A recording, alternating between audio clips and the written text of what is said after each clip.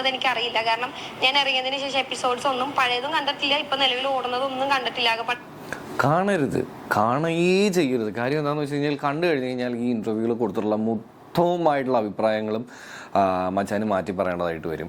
അവനറിയാം എന്ത് ഡയലോഗ് അടിച്ചാൽ ക്യാമറ തിരിയും, എങ്ങനെ എന്ത് ചെയ്ത ക്യാമറ തിരിയും. അപ്പോൾ ആക്ച്വലി ഈ ഔട്ട് പോകുന്നത് ഇതൊക്കെ ആയിരിക്കും. നമ്മുടെ ഒരു നല്ല കൂട്ടുകാരൻ, ഇത്രയും ദിവസം അതിൻ്റെ ഉള്ളിൽ ഉണ്ടായിരുന്ന ഒരു കൂട്ടുകാരൻ എന്തെങ്കിലുമൊക്കെ ഒരു ചീത്തപ്പേര് കേൾക്കുമ്പോൾ സ്വാഭാവികമായിട്ട് നമുക്കൊന്ന് സപ്പോർട്ട് ചെയ്യാനൊക്കെ തോന്നും.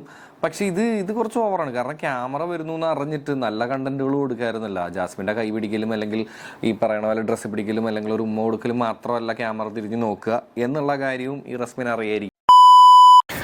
ഹലോ ഗൈസ്, ആൻഡപ്പൻ ടോക്കീസിലേക്ക് എല്ലാവർക്കും വീണ്ടും സ്വാഗതം. ആൻഡപ്പൻ. അപ്പോൾ നമ്മൾ ഇന്ന് സംസാരിക്കാൻ പോകുന്നത് റസ്മിൻ ബായ്, ബിഗ് ബോസിലെ ബായ്, സോഫ് കോൾഡ് സ്വയമേവ വലിയ പുള്ളിയാണെന്ന് ചിന്തിക്കുന്ന പുള്ളിക്കാരിയുമായിട്ടാണ്. പുള്ളിക്കാരി ഒരു ഇൻ്റർവ്യൂ ആക്ച്വലി നമ്മുടെ ഒറിജിനൽസിന് കൊടുത്തിട്ടുണ്ടായിരുന്നു. സോ അപ്പോൾ അതിനെ പറ്റിയിട്ടാണ് നമ്മളിന്ന് ഡിസ്കസ് ചെയ്യുന്നത്. എന്നാൽ പോയാലോ? അപ്പോൾ പോകുന്നതിന് മുമ്പായിട്ട് ചാനൽ സബ്സ്ക്രൈബ് ചെയ്യാതെയാണ് നിങ്ങൾ കണ്ടുകൊണ്ടിരിക്കണമെന്നുണ്ടെങ്കിൽ ഗൈസ് പ്ലീസ് ഡു സബ്സ്ക്രൈബ്. കയറി വന്നുകൊണ്ടിരിക്കുകയാണ് നമ്മുടെ ദുബായ് ജോസ് പറയണ പോലെ ഒന്ന് അടിച്ച് കയറ്റിക്കൊണ്ട് വായന ഒന്ന് പ്ലീസ്.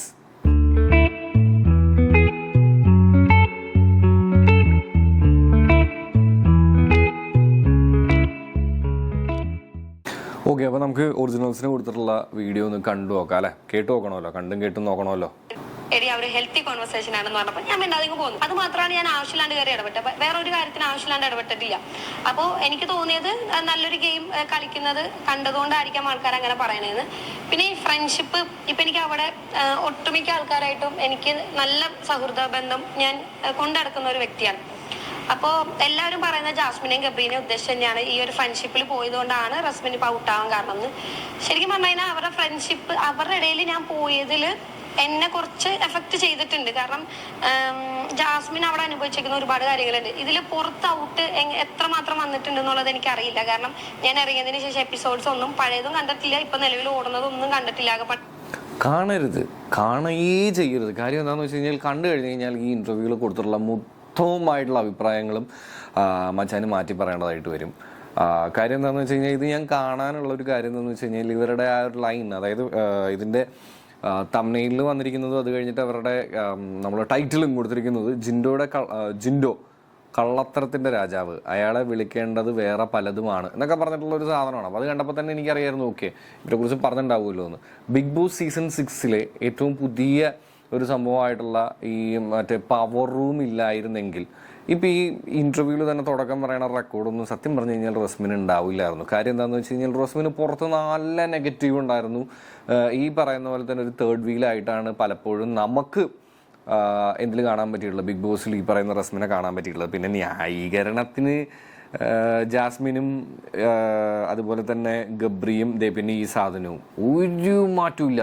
എന്ത് തെറ്റ് സൈഡിൽ നിന്ന് വന്നാലും അതിനെ ന്യായീകരിച്ച് മെഴുകുന്ന ഒരാളാണ്. പിന്നെ ബിഗ് ബോസിനൊരു സ്പെഷ്യൽ കൺസിഡറേഷൻ റസ്മിൻ്റെ കാര്യത്തിൽ ഉണ്ട് എന്നുള്ളത് ആ ഒരു ഫിസിക്കൽ അസോൾട്ട് കഴിഞ്ഞപ്പോൾ തന്നെ നമുക്ക് എല്ലാവർക്കും മനസ്സിലായി. അതിന് മുന്നേ മനസ്സിലായതാണ്, പിന്നെ പോട്ട് കണ്ടു നോക്കാം.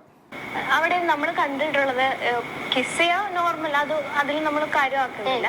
എങ്കിലും ഇവർ തമ്മിൽ ഒരു കുറച്ചധികം ഫ്രണ്ട്ഷിപ്പിനൊക്കെ ക്ലോസ് ആയിട്ടുണ്ട്.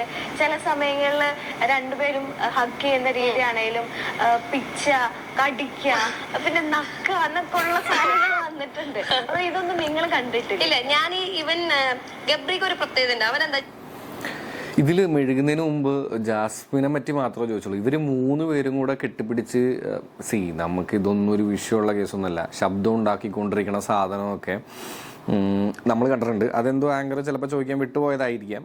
എന്ന് വെച്ച് കഴിഞ്ഞാൽ അവനിക്കറിയാം ക്യാമറ എപ്പോൾ തിരിയും, എന്ത് ഡയലോഗ് പറഞ്ഞാൽ ക്യാമറ തിരിയുന്നു. അപ്പോൾ ഞാൻ ഇരിക്കുമ്പോൾ തന്നെ ഇവൻ റസ്മിനെ നോക്കിക്കോ ഇപ്പൊ അതെ ക്യാമറ അവിടെ നിൽക്കുന്നത്, പക്ഷെ ഇപ്പൊ ക്യാമറ ഇങ്ങോട്ട് തിരിയുന്ന കാണിച്ചു തരാന്ന് പറഞ്ഞിട്ട് ഇവൻ എന്തെന്ന് വെച്ചാൽ ജാസ്മിന്റെ കൈ ചുമ്മാ കയറി പിടിക്കും. എന്നിട്ട് വിട് ജാസ്മിനെ വിട് ജാസ്മിനെ, ഇവിടുത്തെ നീ കളിക്കല്ലേ ജാസ്മിനെ എന്ന് പറഞ്ഞിട്ട് ഇവൻ ചുമ്മാ ഒരു കോൺവെർസേഷൻ ഇടും. കറക്റ്റ് ടൈമിൽ ക്യാമറ ഇങ്ങനെ തിരിയും. അപ്പൊ ഞാനും എടാ അതി കൊള്ളാലോ, മീൻസ് അവനറിയാം എന്ത് ഡയലോഗ് അടിച്ചാൽ ക്യാമറ തിരിയും, എങ്ങനെ എന്ത് ചെയ്താൽ ക്യാമറ തിരിയും. അപ്പൊ ആക്ച്വലി ഈ ഔട്ട് പോകുന്നത് ഇതൊക്കെ ആയിരിക്കും. അതായത് ഇവൻ ഫണ്ണായിട്ട് ചെയ്യുന്ന സാധനങ്ങളായിരിക്കാം ഔട്ട് പോകുന്നത്. അതിൽ ഇവൻ കടിക്കുന്നുണ്ട്, പിച്ചുന്നുണ്ട്, അതൊക്കെ എന്റെ മുന്നിൽ നിന്ന് ഞാൻ കണ്ടിട്ടുണ്ട്. കൈ പിടിക്കുന്നു, എന്നിട്ട് പറയും ജാസ്മിനെ നീ വിട് ഞാൻ പോട്ടെ എന്നൊക്കെ പറയും. പക്ഷെ അത് ആക്ച്വലി ആ സമയത്ത് അവൻ ഫണ്ണാക്കിയിട്ട് ചെയ്യുന്ന കാര്യങ്ങളാണ്. ഇതിനെയാണ് നമ്മൾ പറയുക വെളുപ്പിക്കൽ എന്നുള്ള പരിപാടി. ശരിയാണ്, ഫ്രണ്ട്ഷിപ്പ് വരുമ്പോൾ നമ്മൾ സ്വാഭാവികമായിട്ടും നമ്മുടെ ഒരു നല്ല കൂട്ടുകാരൻ, ഇത്രയും ദിവസം അതിൻ്റെ ഉള്ളിൽ ഉണ്ടായിരുന്ന ഒരു കൂട്ടുകാരൻ എന്തെങ്കിലുമൊക്കെ ഒരു ചീത്തപ്പേര് കേൾക്കുമ്പോൾ സ്വാഭാവികമായിട്ടും നമുക്കൊന്ന് സപ്പോർട്ട് ചെയ്യാനൊക്കെ തോന്നും. പക്ഷെ ഇത് കുറച്ച് ഓവറാണ്. കാരണം ക്യാമറ വരുന്നു എന്ന് അറിഞ്ഞിട്ട് നല്ല കണ്ടന്റുകൾ കൊടുക്കാറുന്നില്ല. ജാസ്മിൻ്റെ കൈ പിടിക്കലും അല്ലെങ്കിൽ ഈ പറയണ പോലെ ഡ്രസ്സ് പിടിക്കലും അല്ലെങ്കിൽ ഒരു ഉമ്മ കൊടുക്കലും മാത്രമല്ല ക്യാമറ തിരിഞ്ഞ് നോക്കുക എന്നുള്ള കാര്യവും ഈ റസ്മിൻ അറിയായിരിക്കും. പിന്നെ ഇത് ബേസിക്കലി ഇത് ചുമ്മാ അറിയാം. അപ്പോൾ അവർ പറഞ്ഞു വന്നത് ഇത് തന്നെയാണ്, ക്യാമറയ്ക്ക് വേണ്ടി തന്നെയാണ് ഈ പറയുന്ന ഗബ്രിയും ജാസ്മിനും അവിടെ കിടന്ന് ഈ സംഭവങ്ങളെല്ലാം കാട്ടിക്കൂട്ടിയത്. അതിനകത്ത് ഒന്നും ജെനുവിനിറ്റി ഇല്ല, പക്ക ക്യാമറയ്ക്ക് വേണ്ടി ചെയ്തു എന്നല്ലേ ഇപ്പോൾ റസ്മിൻ പറഞ്ഞതിൻ്റെ അതിൻ്റെ അർത്ഥം. എനിക്കതാണ് മനസ്സിലായത്. അല്ലെങ്കിൽ പിന്നെ തേങ്ങ ഇത് തന്നെയാണ് പറഞ്ഞത്. പുറത്ത് അതിനെ ഞാൻ പറഞ്ഞില്ല, പുറത്ത് അവര് ഔട്ടാക്കുന്നത് ഈ ഒരു രീതിയിലായിരിക്കും ഔട്ട് കൊടുക്കുന്നത്. പക്ഷെ അങ്ങനെ പറയുമ്പോഴും ലാലേട്ടൻ വരുന്ന ഒരു എപ്പിസോഡില് ലാലേട്ടൻ ചോദിക്കുന്നുണ്ട് നിങ്ങളുടെ റിലേഷൻഷിപ്പ് എന്താണെന്ന് ചോദിക്കുമ്പോൾ ജാസ്മിൻ അതിനകത്ത് വേറൊരു കാര്യം പറയുന്നുണ്ട്, ഞങ്ങൾ തമ്മിൽ പ്രണയത്തിലാകാൻ സാധ്യതയുണ്ട്, പക്ഷെ ഞാൻ അതിനെ ഇങ്ങനെ പിടിച്ചു വെച്ചിരിക്കുകയാണ്. പക്ഷെ അങ്ങനെയൊക്കെ പിടിച്ചു വെക്കാൻ പറ്റിയ ഫ്രണ്ട്ഷിപ്പ് അല്ലാത്ത പ്രണയത്തിൽ പോകാൻ സാധ്യതയുള്ള ഒരു ഫീലിങ്സ്, അങ്ങനെ ഒരു ഫീലിങ്സ് ഉള്ളതായിട്ട് നിങ്ങൾക്ക് തോന്നിയിട്ടുണ്ടോ? കള്ളം പറയേണ്ട കാര്യം എനിക്കില്ല. അപ്പോ സത്യം അത്ര കള്ളം പറയേണ്ട കാര്യമൊക്കെ ഇല്ല, പക്ഷെ വാ തുറന്നാൽ ഞാൻ കള്ളമേ പറയുള്ളൂ എന്നുള്ളതാണ് ഇവളുടെ ഒരു ലൈൻ. അത് കള്ളം പറയണതായിട്ട് നമ്മളിങ്ങനെ പറയുന്നൊന്നുമല്ല. ചില സമയത്തൊക്കെ നമ്മളെല്ലാവരും നമ്മുടെ എല്ലാവരുടെയും തെറ്റുകളെ മറയ്ക്കാനായിട്ട് ശ്രമിക്കും. അത് തന്നെ റസ്മിനും ചെയ്യുന്നുള്ളൂ. കാരണം എന്തൊക്കെ വന്നാലും at the end of the day നമുക്ക് നമ്മൾ തന്നെയാണ് വലുത്. സോ അതുകൊണ്ട് മാക്സിമം നമ്മളെയും നമ്മുടെ കൂടെ നിൽക്കുന്നവരെയും പൊക്കി പറയുക, അല്ലെങ്കിൽ അതിനനുസരിച്ച് നമ്മൾ നിൽക്കുക എന്നുള്ളതാണ്. ഇത് തന്നെയാണ് റസ്മിനും ചെയ്യുന്നുള്ളൂ. അതിൽ റസ്മിൻ്റെ സൈഡിൽ ഞാൻ കുറ്റമൊന്നും പറയാനില്ല. പക്ഷെ എന്ത് ചെയ്യാനാണ്, നമ്മളിതെല്ലാവരും കണ്ടുകൊണ്ടിരിക്കുന്നതാണ്. ഇപ്പോൾ ഈ നേരത്തെ പറഞ്ഞ പോലെ തന്നെ ക്യാമറയ്ക്ക് വേണ്ടി ചെയ്തു തുടങ്ങിയതാണ്. ചിലപ്പോൾ ജാസ്മിന് സീരിയസ് ആയിട്ടുണ്ടാവും, പക്ഷെ ജാസ്മിൻ ഒരിക്കലും സീരിയസ് ആവാൻ പാടില്ലായിരുന്നു. കാരണം അഫ്സൽ എന്ന് പറയുന്ന ഒരാൾ പുറത്തുണ്ട്, അതൊക്കെ ഒരു സൈഡ്. പക്ഷേ ഇവരുടെ ഏറ്റവും പ്രശ്നം എന്താണെന്ന് വെച്ച് കഴിഞ്ഞാൽ, ഇവർക്ക് കയ്യിൽ നിന്ന് പാളിക്കഴിഞ്ഞ് കഴിഞ്ഞാൽ അത് അക്സെപ്റ്റ് ചെയ്യുക എന്ന് പറയുന്നൊരു സാധനത്തിനോട് ഇവരാരും യോജിക്കുന്നില്ല. എനിക്ക് പലപ്പോഴും എല്ലാവരോടും പറയണം, നമ്മളെല്ലാവരും മനുഷ്യരാണ്, നമുക്ക് തെറ്റുപറ്റും. പറ്റിപ്പോയാൽ നമുക്കത് പറ്റിയെന്ന് പറയുക. കാരണം തെറ്റ് പറ്റിയെന്ന് പറഞ്ഞാലും ചിലപ്പോൾ നമ്മളെ വിമർശിക്കാൻ ആൾക്കാരുണ്ടാവും. പക്ഷെ നമ്മൾ തെറ്റ് പറ്റി തിരുത്തണം എന്ന് പറഞ്ഞാൽ നമ്മളെ അക്സെപ്റ്റ് ചെയ്യാനും കുറേ പേര് ആക്ച്വലി ഉണ്ട്. പക്ഷെ അതൊന്നും നമ്മൾ മനസ്സിലാക്കാത്തതാണ് നമ്മൾ ചെയ്യുന്ന ഏറ്റവും വലിയ തെറ്റ്. പിന്നെയും നമ്മളെ തന്നെ ഇരുന്ന് സപ്പോർട്ട് ചെയ്യാനായിട്ട് ശ്രമിച്ച് മെഴുകി ആൾക്കാരുടെ നല്ല ഹേറ്റ് ഇപ്പം കിട്ടണ പോലെ കിട്ടിക്കൊണ്ടിരിക്കും. ഓൾറെഡി ഷോയുടെ മുമ്പ് മീറ്റിംഗ് അങ്ങ് കൂടി പ്ലാൻ ചെയ്ത് വന്ന ആൾക്കാരാണ് എന്നുള്ളത്. നിങ്ങൾ തമ്മിൽ പുറത്ത് എന്തെങ്കിലും കണക്ഷൻസ് ഉള്ള വ്യക്തികളാണ്? പിന്നെ ഞങ്ങൾ പണ്ട് മുതൽ, ഞാനൊന്നും പറയുന്നില്ല, ജിൻഡോ ബ്രോ ഞങ്ങളെ വിളിക്കാൻ ആഗ്രഹിക്കുന്നത് കിങ് ലയർ, കള്ളത്തരത്തിന്റെ ആശാനാണ് ജിൻഡോ ബ്രോ. അപ്പൊ ഈ ടാസ്കുകളില് പുള്ളിക്കറിയാം, അതായത് ഔട്ട് പോകുന്നത് ടാസ്ക് തരുന്ന സമയത്ത് ലിവിങ് ഏരിയയിൽ എല്ലാവരും ഒരുമിച്ചിരിക്കുമ്പോഴൊക്കെയാണ് നന്നായിട്ട് ഔട്ട് പോവാന്നുള്ളത് പുള്ളി ഫുൾ പഠിച്ചിട്ട് വന്നൊരു വ്യക്തിയാണ്. അതായത് സീസൺ 1 മുതൽ 5 വരെ A to Z പഠിച്ച് എല്ലാവരുടെ അടുത്ത് പോയി കോച്ചിങ് ഒക്കെ, ഞങ്ങൾ അങ്ങനെ കളയാക്കുന്നുണ്ട്. പുള്ളി കോച്ചിങ് ഒക്കെ കഴിഞ്ഞു. എന്തൊക്കെ പറഞ്ഞാലും എന്താണ്, ഇനിയിപ്പോൾ ഇതിൽ നേരത്തെ പറഞ്ഞ പോലെ തന്നെയാണ് ജിൻഡോ ആ പറഞ്ഞ കാര്യം. ആക്ച്വലി എനിക്ക് എൻ്റെ ഓർമ്മ ശരിയാണെങ്കിൽ ജിൻഡോ അതിനകത്ത് പറയുന്നതിൻ്റെ തുടക്കം മുതൽ തന്നെ ഇവിടെ നമ്മുടെ പുറത്ത് സോഷ്യൽ മീഡിയയിലൊക്കെ സംസാരമായിട്ടുണ്ടായിരുന്നൊരു വിഷയമാണ്. ആൻഡ് ഇതിൻ്റെ ഒരു ബാക്ക് എൻഡിലുള്ള കാര്യം പറയാം. ഇത് നമുക്ക് സത്യമാണോ എന്ന് ചോദിച്ചു കഴിഞ്ഞാൽ നമുക്കൊരു പ്രൂഫ് ഇല്ലാത്തടത്തോളം കാലം ഇതൊക്കെ ഒരു റൂമർ അല്ലെങ്കിൽ ഇതൊക്കെ ഒരു കുക്ക്ഡ് അപ്പ് സ്റ്റോറീസ് പോലെ തന്നെ നമുക്ക് കൺസിഡർ ചെയ്യാൻ പറ്റുള്ളൂ. പക്ഷേ അതിനൊക്കെ ഒരു സാധ്യത ആക്ച്വലി ഉണ്ട് എന്നുള്ളതാണ് കാര്യം. ഞാൻ നേരത്തെ എപ്പിസോഡിൽ ആഫീസിനെ കുറിച്ച്, അതായത് ഈ show director and the weekend director ഒക്കെ ആയിട്ടുള്ള ആളെ കുറിച്ച് ഞാൻ പറഞ്ഞിട്ടുണ്ടായിരുന്നു. ഈ പറയുന്നവർക്കൊക്കെ അത്യാവശ്യം ആൾക്കാർ ആരൊക്കെയായിരിക്കും വരുന്നുണ്ടാവുക എന്നറിയാം. അപ്പോൾ ഇൻ കേസ് ഷോയ്ക്ക് ഒരു ഫേവറേറ്റ് ഉണ്ടെന്ന് വിചാരിക്കുക, അല്ലെങ്കിൽ കുറച്ച് പേരെ ഫൈനലിലേക്ക് എത്തിക്കണമെന്നുണ്ടെന്ന് വിചാരിക്കുക. അപ്പോൾ സ്വാഭാവികമായിട്ട് ഇവരൊക്കെ ആയിട്ടൊന്ന് ടൈപ്പ് ആവാൻ ഇവരോട് പറഞ്ഞിട്ടുണ്ടാവില്ലേ? സ്വാഭാവികമാണ്, പറഞ്ഞിട്ടുണ്ടാവും. ആൻഡ് അവർ തമ്മിൽ ഈ പറയുന്ന പോലെ എവിടെയെങ്കിലുമൊക്കെ മീറ്റ് ചെയ്തിട്ടുണ്ടാവും. ഇതൊക്കെ സാധ്യതകളാണ്. കാരണം ഇപ്പം നമുക്ക് നിലവിൽ ഇതിന് തെളിവുകളൊന്നും നമ്മുടെ കയ്യിലില്ലാത്ത സ്ഥിതിക്ക് എന്തു പറയാൻ പറ്റില്ല. ഇതൊക്കെ സത്യമാണോ ഇല്ലയോ എന്നുള്ളത് നമുക്ക് കൺഫേം ചെയ്ത് പറയാൻ പറ്റില്ല. പക്ഷേ ഞാൻ ഈ നേരത്തെ പറഞ്ഞ പോലെ ഫേവറേറ്റ് ഈ പറയുന്ന കഥയിൽ ഒരാളായിട്ട് ജാസ്മിൻ ഉണ്ട്. ആൻഡ് ഈ ജാസ്മിനെതിരെ ഇപ്പോൾ സിബിൻ്റെ വേറൊരു വീഡിയോ വന്നിട്ടുണ്ട്. മൂവി വേൾഡ് മീഡിയയിലേക്ക് കൊടുത്തിട്ടുള്ള ഒരു ഇൻ്റർവ്യൂവിൽ പറയുന്നുണ്ട്, ജാസ്മിനെതിരെ ഗെയിം കളിക്കരുത് എന്ന് സിബിനോട് പറഞ്ഞിട്ടുണ്ട്. ആൻഡ് സിബിൻ ഫിനാലയുടെ തൊട്ട് ദിവസം മുമ്പ് വരേക്കും വെയിറ്റ് ചെയ്തിരിക്കുകയാണ്. പുള്ളിക്കൊരു സോറി, ഞാനൊരു എക്സ്പ്ലനേഷൻ കിട്ടിയില്ല എന്നുണ്ടെങ്കിൽ ഒരുപാട് തെളിവുകൾ പുറത്തു വിടും എന്നുള്ളത്. ഈ തെളിവുകൾ എന്ന് ഉദ്ദേശിക്കുന്നത് മേ ബി ഈ പറയുന്ന പോലെ തന്നെ എനിക്ക് തോന്നിയിട്ടുള്ള ഒരു കാര്യം മേ ബി സിബിന് റിലേറ്റ് ചെയ്തിട്ടുള്ള കുറച്ച് കാര്യങ്ങളായിരിക്കാം. പുള്ളിയെ പ്രാന്തനായിട്ട് ചിത്രീകരിക്കാൻ പലയിടത്തും ശ്രമിച്ചിട്ടുണ്ട്. സോ അപ്പോൾ അതല്ലാന്ന് ബ്രേക്ക് ചെയ്യുന്ന തെളിവുകളായിരിക്കാം മേ ബി പുള്ളി പുറത്തുവിടും എന്ന് പറയുന്ന സാധനമായിട്ട് എനിക്ക് ഫീൽ ചെയ്തത്. അത് തന്നെ ആയിരിക്കും, അതല്ലാതെ വേറൊന്നും പുള്ളിക്കാരുടെ കയ്യിൽ ഉണ്ടാവുമോ അങ്ങനെയാണെങ്കിൽ വിടണം. അല്ലെങ്കിൽ ഈ പറയുന്ന പോലെ തന്നെ സോറി കിട്ടുകയാണെന്നുണ്ടെങ്കിൽ വൈ നോട്ട്, വെയിറ്റ് ചെയ്യുന്നതിലൊന്നും തെറ്റൊന്നുണ്ടെന്ന് എനിക്ക് തോന്നണില്ല. ഞാൻ ഈ നേരത്തെ പറഞ്ഞ പോലെ തന്നെ റസ്മിൻ പുറത്തായതിനെ പറ്റി റസ്മിന് പലതരത്തിലുള്ള കാര്യങ്ങളും സംഭവങ്ങളും അല്ലെങ്കിൽ റസ്മിൻ്റെ ഈ എക്സ്പ്ലനേഷനൊക്കെ ഉണ്ടല്ലോ.